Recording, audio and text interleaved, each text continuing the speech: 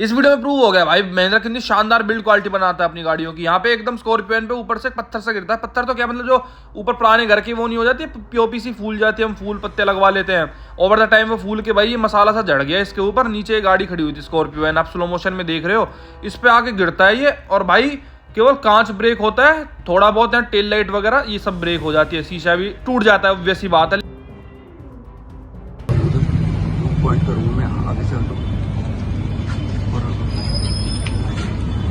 जोड़ा गाड़ी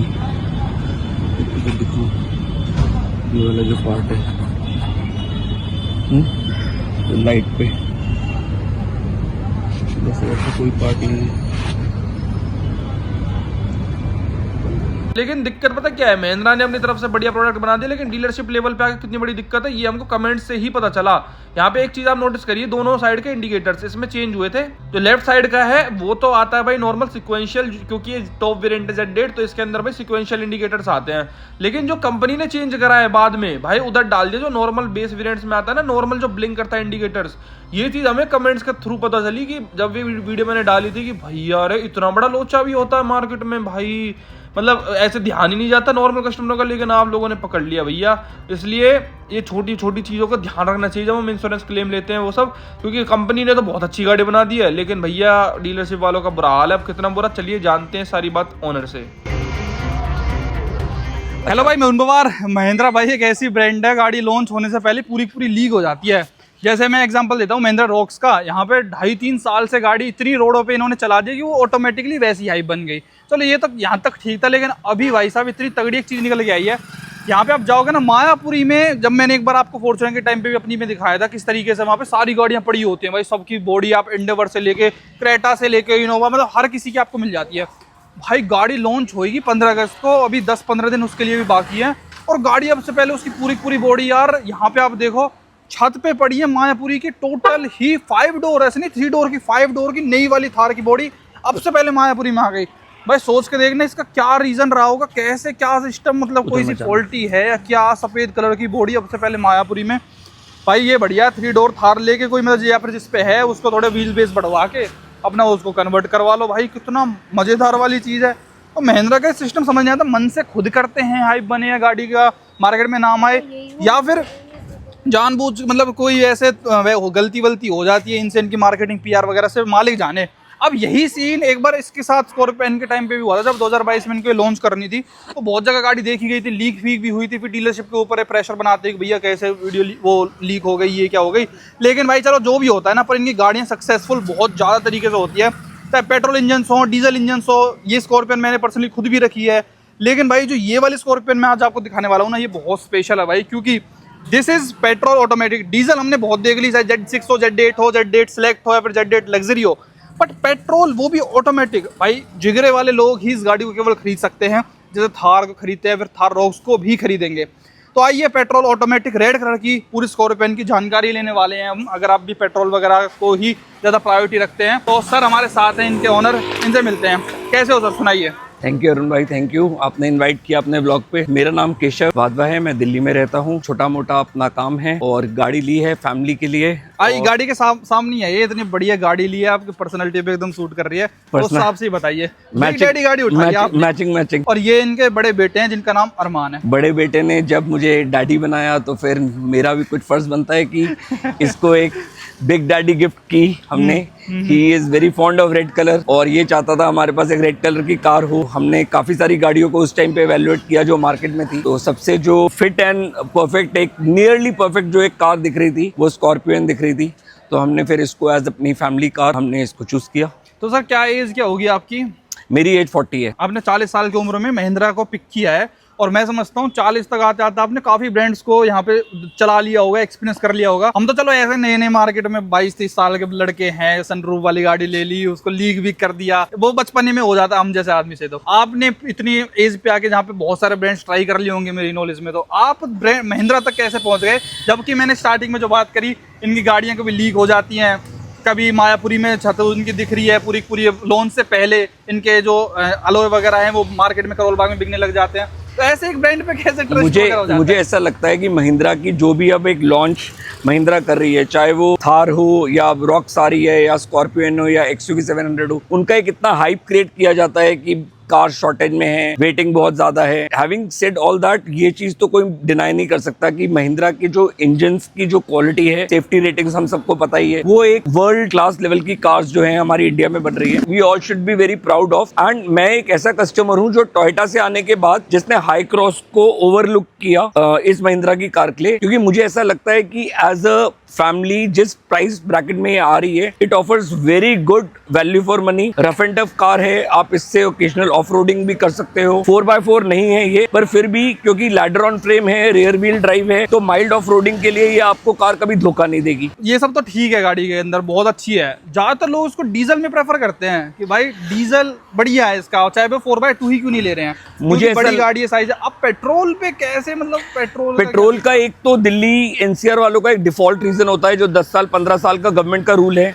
तो मुझे ऐसा लगता है कि 10 साल इन कार्स को जिस तरीके से बनाया गया है, इनको कुछ भी 10 साल में बिल्कुल भी इसमें कोई ऐसे तब्दीली नहीं आएगी कि इनको 10 साल में हमें डिस्कार्ड करना चाहिए। तो मुझे ऐसा लगता है कि इसके अंदर 15 साल तक कार की इजीली लाइफ रखी जा सकती है अगर उसकी पीरियोडिक मेंटेनेंस अच्छी कराई जाए। और उसके हिसाब से मुझे ऐसा लगता है कि 10 साल के लिए गाड़ी पे इन्वेस्ट करना कोई सेंसिबल डिसीजन नहीं है। तो मैं क्योंकि अपनी कार्स को लंबा टाइम रखना पसंद करता हूं, तो मुझे पेट्रोल बाय डिफॉल्ट एक वैल्यू लगी कि मैं इसको 15 साल तक रख सकता हूं। इसकी हर सर्विस कॉस्ट डीजल से कम होगी, अपफ्रंट कॉस्ट भी मेरी इसमें डीजल से कम है। सिर्फ ये चीज है कि हाँ, इसकी माइलेज थोड़ा सा खलती है, बट क्योंकि मेरी यूजेज इतनी ज्यादा नहीं है, मेरी और गाड़ियां हैं और डिवाइड हो जाती है, तो ठीक है। ओकेजनल ड्राइविंग के लिए इतना लगता है कि पेट्रोल की रिफाइनमेंट अच्छी है और मैं शुरू से पेट्रोल गाड़ियां रखता आया हूँ। तो ये Z8 वेरिएंट है आपका? Z8 है। Z8 पेट्रोल ऑटोमेटिक, ये कितने पेट्रोल- का कॉस्ट करा आपको? शायद 22,65,000 के आसपास। और ऊपर से मैंने रजिस्ट्रेशन नंबर क्योंकि अपनी चॉइस का लिया था, तो इसके मेरे को अराउंड 2,70,000 के आसपास एडिशनल कॉस्ट। 0010 के दिल्ली में 2,70,000, वो ऑलमोस्ट 25 के लगभग पड़ गई आपको। जी, जी। इतने में आपको वो पड़ सकती थी डीजल मैनुअल 4x4, लेकिन वही नंबर का शौक है भाई, तो इससे आप देख सकते हो। अच्छा, इससे पहले कौन सी गाड़ी चला रहे थे आप? मेरे पास टोयोटा कोरोला ऑल्टिस है, वो अभी भी हमने रखी हुई है, हालांकि उसको ऑलमोस्ट 15 साल हो गए हैं। साथ में मेरे पास i10 है। दोनों गाड़ियां टॉर्क कन्वर्टर हैं, दोनों गाड़ियां पेट्रोल ऑटोमेटिक हैं। तो टॉर्क कन्वर्टर में है, तो ये भी हमने पेट्रोल ऑटोमेटिक ही ली और टॉर्क कन्वर्टर ही आता है। टोयोटा के टॉर्क कन्वर्टर और महिंद्रा में क्या डिफरेंस लगा?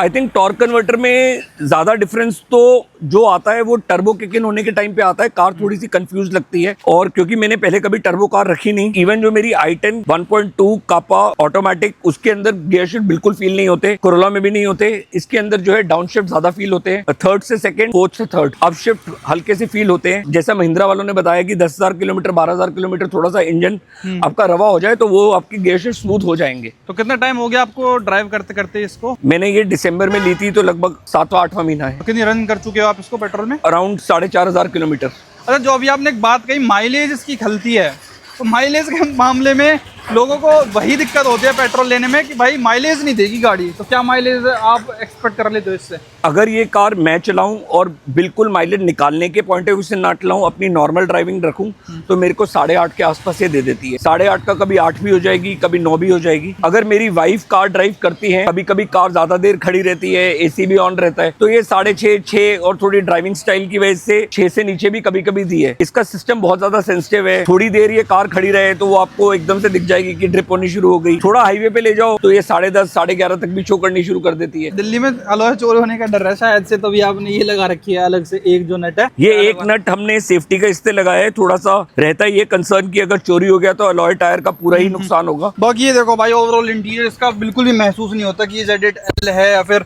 नॉर्मल वाली अपनी है। बाकी इसके अंदर 4x4 जैसा कि पेट्रोल है तो वो सब तो आता ही नहीं है। बाकी फीचर लोडेड कार है पूरी पूरी, यहाँ पे सब कुछ आता है। अच्छा, ये क्या लगवा रखा है आपने केशव भाई? ये यहाँ पे ये वाली क्या चीज है जो अपनी ये वाली है? तो डैश कैम समझ आ रहा मैंने है। महिंद्रा वालों से ही इसके फ्रंट सेंसर्स लगवाए हैं। तो जहाँ पर इसके ओरिजिनल सेंसर होते हैं उसी लाइट के फॉग लैम्प के नीचे ये ड्रिल होकर इसमें सेंसर्स फिट हो गए।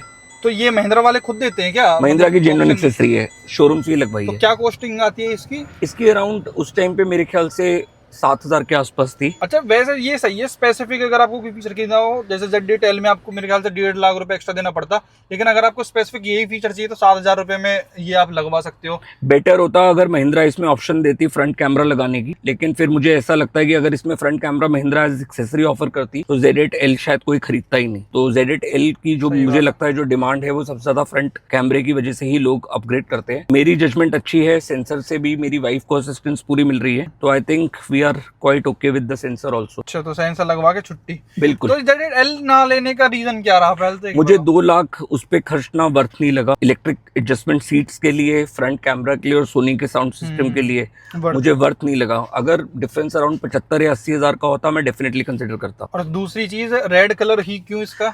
रेड कलर मेरे बेटे का थोड़ा सा चॉइस थी कि उनको रेड कलर की कार लेनी थी, तो वी एज पेरेंट्स हमने सरेंडर कर दिया। हमने कहा चलो कोई बात नहीं, थोड़े दिन लोग मजाक उड़ाएंगे, बैल वगैरह से बचाकर चलानी पड़ेगी, बाकी सब ठीक है। थोड़ी सी इसमें नॉइसेस वगैरह है। पीछे मैं एक बार टेल गेट को पहले भी महिंद्रा की बॉडी शॉप से एडजस्ट करा चुका हूँ, तो फिर उसका कुंडा जो है वो बार बार शायद फ्री हो जाता है। अब दोबारा उसमें थोड़ी सी आवाज आनी शुरू हुई है। बाकी बॉटल जिसमें कहीं पर भी रख लो, चाहे पतली रखो या मोटी रखो, प्लास्टिक रखो, स्टील की रखो, उसके अंदर थोड़ी बहुत रैटलिंग नॉइसेस इसके डोर पॉकेट्स में आती है। फिट भी हो फिर भी समझ में नहीं आया कि इनकी प्लास्टिक की क्वालिटी ऐसी है या क्योंकि कार लैडर ऑन फ्रेम है तो थोड़ी बाउंसी ज्यादा है, जो चीजें हैं वो ज्यादा हिलेंगी डुलेंगी, तो वो थोड़ा सा टोयोटा से कम है इसमें पीस ऑफ माइंड।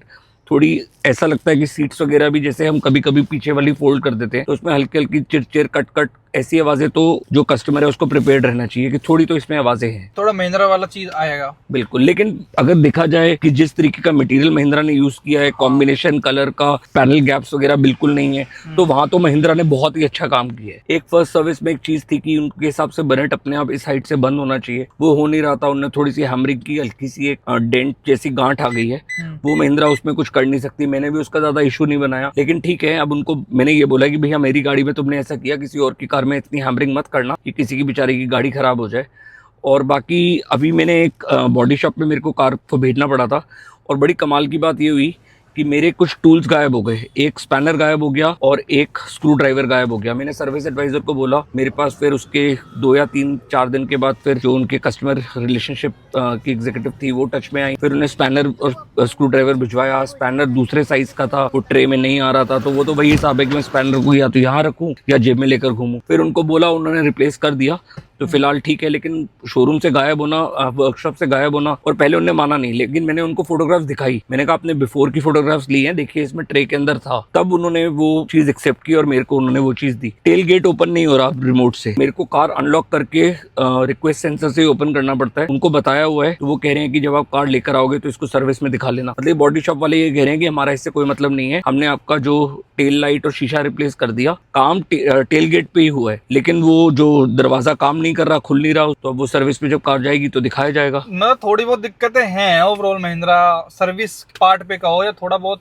कस्टमर को फेस करना पड़ता है लिटिल। आई थिंक अगर टोयोटा में ये चीज होती तो टोयोटा वाले घर भेजकर आदमी से वो चेक करवाते। मेरी कार कोरोला को 11 या 12 साल हो चुके थे और टोयोटा का एक इंटरनेशनल रिकॉल आया। एयरबैग्स का जो गैस सिलेंडर होता है, कहीं कहीं जगह वो मैल फंक्शन कर रहा था। 12 साल पुरानी गाड़ी का उन्होंने घर बेचकर उसका जो है सिलेंडर रिप्लेस कराए। दोनों मेरे घर आए थे, लेक्सस का पार्ट लेकर आए और उन्होंने पूरी कार को जिस तरीके से उन्होंने ओपन करना था, सिलेंडर रिप्लेस किया, पहले वाला लेकर गए, फोटोग्राफ्स ली। टोयोटा में पीस ऑफ माइंड बहुत ज्यादा है। 45 मिनट की क्विक सर्विस होती है, लेकिन 1 से 1.5 घंटे में आपको गाड़ी वो करके दे देंगे। फर्स्ट लॉट की गाड़ियों में तो बहुत दिक्कत आती है महिंद्रा की। कस्टमर्स ही उनको इतना फीडबैक दे दे के इम्प्रूव कराने में महिंद्रा की R&D की टीम को हेल्प करते हैं। बाकी जितनी मर्जी वो चाहे 2-2 लाख किलोमीटर कारगिल से लेकर कन्याकुमारी तक गाड़ियों को टेस्ट ड्राइव कर ले, जब तक कस्टमर के हाथ में नहीं आती तब तक महिंद्रा को, मेरे ख्याल से महिंद्रा क्या, आई थिंक टाटा का भी वही हाल है। जो रॉक्स है या तो स्कॉर्पियन की सेल्स खाएगी और थोड़ी खाएगी वो थार की सेल। ऑफ रोडिंग के लिए तो थार ही बेस्ट रहेगी। बाकी अभी संतुष्ट आप गाड़ी के साथ ओवरऑल की? पेट्रोल मैं ओवरऑल इसलिए संतुष्ट हूँ